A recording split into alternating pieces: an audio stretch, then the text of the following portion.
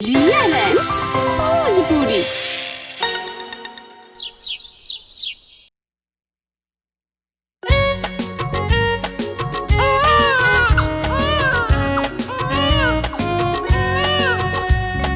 उवा उवा उवा मुन्ना रोवेला, घोड़ा पे सवार बुडाल के भैया आइले।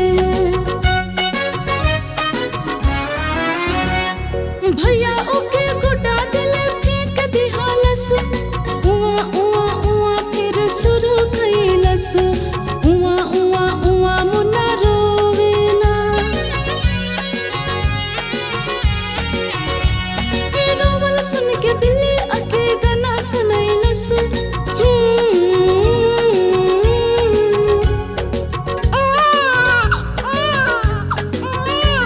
मुन्ना के फिर गीत सुन के अच्छा न लगल। उवा उवा उवा फिर शुरू कइलस। उवा उवा उवा मुन्ना रोवेला। ये रोवल सुन के पापा आके गोद ले लेलन। पेट पल के बहुत ओके प्यार कइलन। उमा उमा उमा मुन्ना शुरू कर देलस। उमा उमा उमा मुन्ना रोवे लागल। रोवल सुन के एने से माई बोलेलस। का भइल मुन्ना कहे रोवतारा।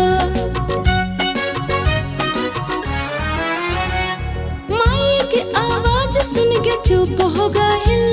माई के देख के मुन्ना रोवल छोड़ के हंसे लागल।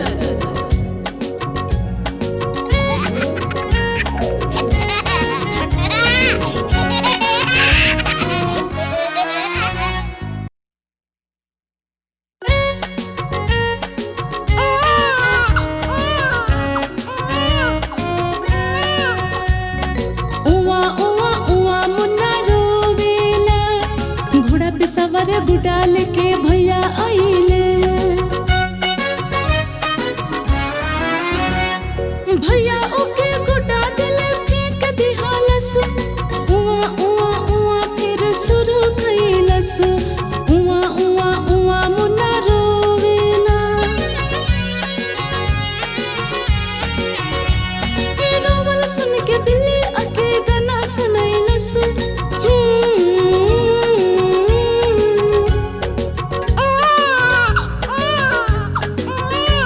मुन्ना के फिर गीत सुन के अच्छा न लगल। उवा उवा उवा फिर शुरू कइलस। उवा उवा उवा मुन्ना रोवेला। ये रोवल सुन के पापा आके गोद ले लेलन। पेट पल के बहुत ओके प्यार कइलन। उमा उमा उमा मुन्ना शुरू कर देलस। उमा उमा उमा मुन्ना रोवे लागल। रोवल सुन के एने से माई बोलेलस। का भइल मुन्ना कहे रोवतारा। माई के आवाज सुन के चुप हो गइल। माई के देख के मुन्ना रोवल छोड़ के हंसे लागल।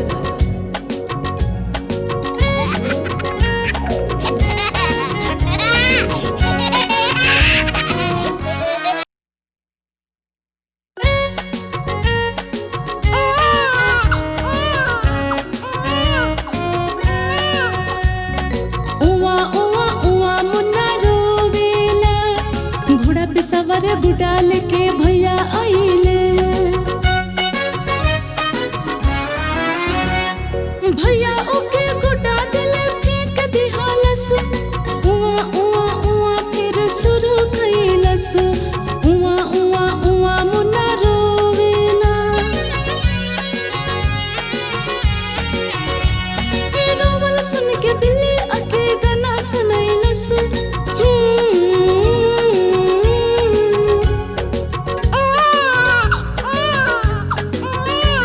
मुन्ना के फिर गीत सुन के अच्छा न लगल। उवा उवा उवा फिर